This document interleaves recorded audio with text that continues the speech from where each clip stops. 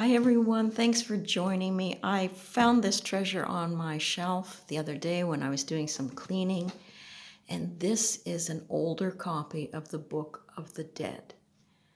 And best I can figure out, this one probably was from 1908. You can see it's heavily damaged with water, but it was a salvage that I got for about $5. And I've always found it fascinating to return once again to the drawings, the information in the glyphs, and I thought I would show you some of it. Just prop this up for a second and we'll get into it.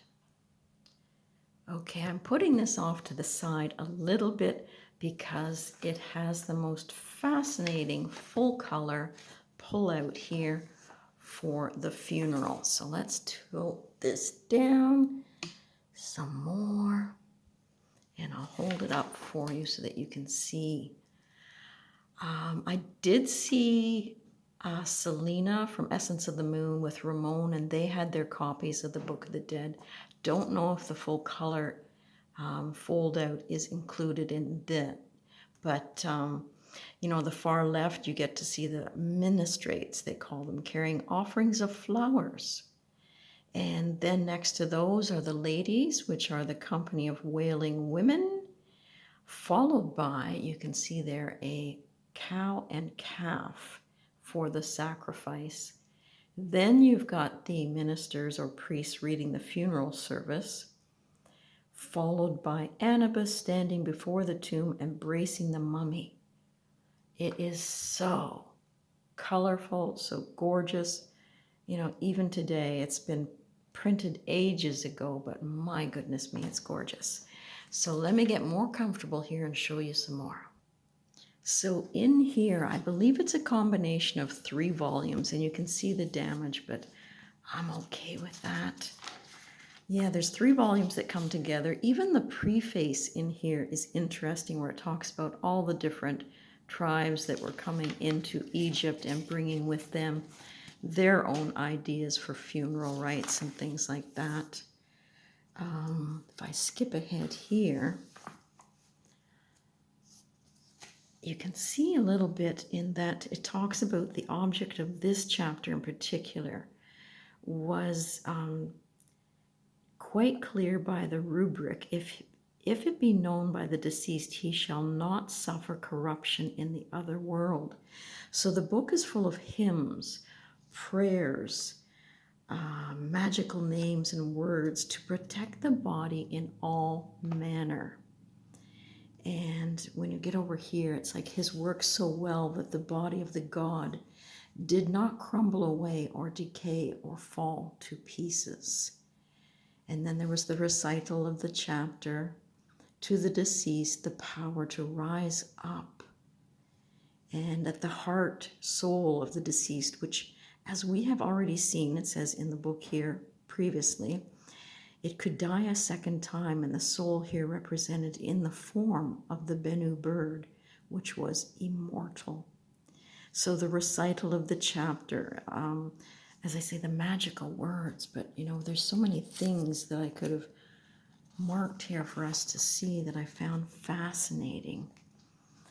So this was one that was recited on the birthday of Osiris, and the object of its recital by the deceased was to make perfect his spiritual soul, that it shall be recited over a picture of the boat of Ra, and that a figure of the deceased be placed in it, with a Sektet boat on one side, and Atet, I don't know whether I'm saying these words or not properly, on the other. And so there are some of the glyphs that go along with that. By the recital of this chapter, the deceased identified himself with Ra and attained the object of his prayer, permission to enter the boat of the god and to be in the company of Thoth, who was in the heart of Ra. Wow. And the recital of this chapter enabled the deceased to return to earth and to visit his old house, or perhaps his tomb. in one of the vignettes, the form of the deceased is standing at the door, and in the other, his heart soul is alighting on the roof of the building. A hymn to Ra. It is just, I got about a third of the way through this at one time, but it's time to start again. So there we have the weighing of the heart.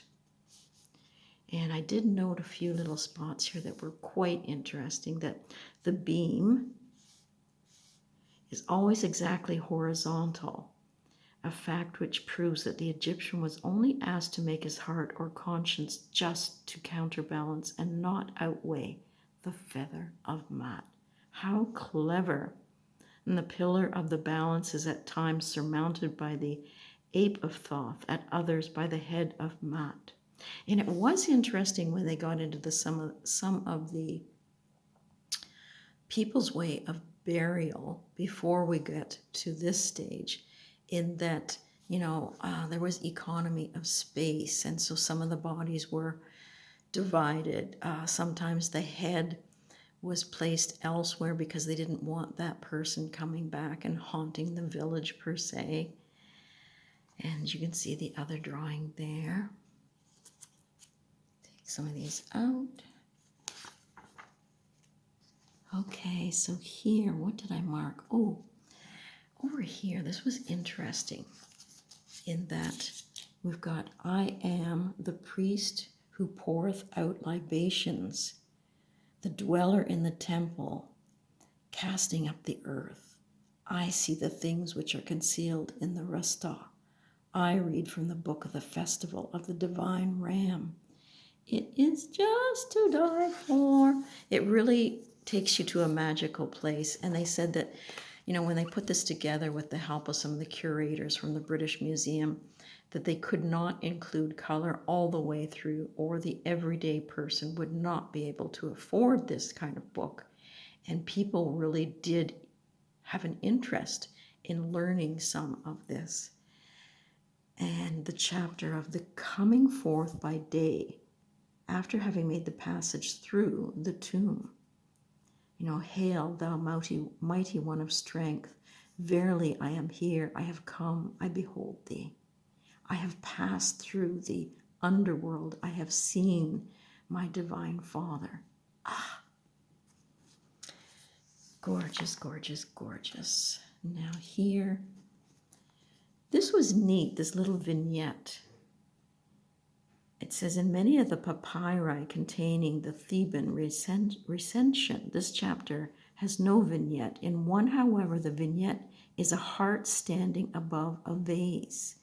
The arteries there, the mass of the heart. Pretty neat. My heart, my mother, my heart, my mother. Heart, my existence upon earth. May not stand up to oppose me in judgment. May there be no opposition to me in the presence of the sovereign princess. Yummy, yummy, yummy. Speak ye fair words. I just love the way this is written. Okay, and then we get into here. Now, this was really neat to see the actual boat. Really nifty. The deceased poling along a boat wherein are Ra and the Bennu bird, and in front of the boat stand a table of offerings.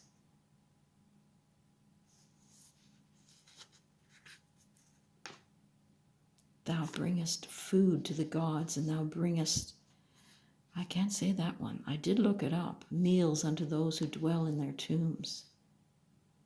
Thou hast given thy might into the gods, and thou hast created the great God.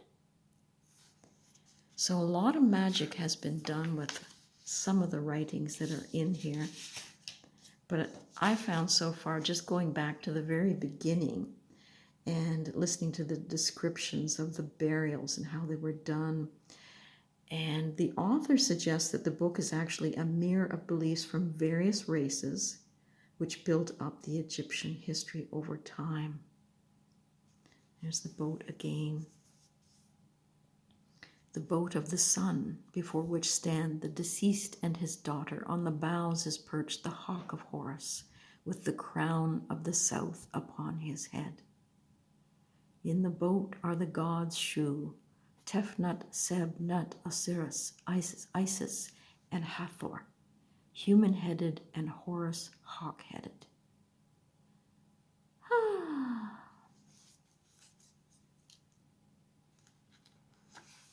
Here's a neat one here. And mankind and the dead shall look upon him and shall fall down upon their faces, and he shall be seen in the underworld in the form of the radiance of Ra. So only one more marking that I can show you here. It just might interest you to pick up one of the newer versions, just for the mystery that unfolds in each of the pages. The great God looketh upon thee, and he leadeth thee along the path of happiness. You know, it's not like reading a Bible. This you can actually understand.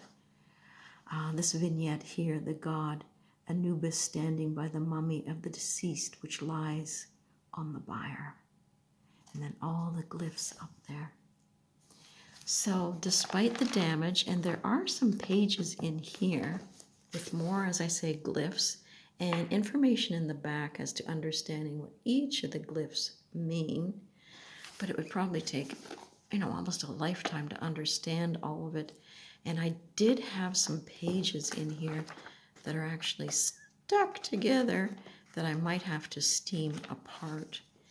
But it's not too heavy. You can understand it. There's little sub areas down here. These are the 7 spirits, so you have to look for those little, icons. The souls of Horus. Every page seems to be just a delight. So if you ever get a chance to look at one of these books or buy one of the new ones, these are well worth, diving into. Probably little bits at a time, but I found it quite addicting. Even though I only got a third of the way through, I don't know what interrupted me, but a fascinating little treasure for those who like ritual and in perfectly good translations so that we can follow along. So that's just a short little video and a delight on my shelf.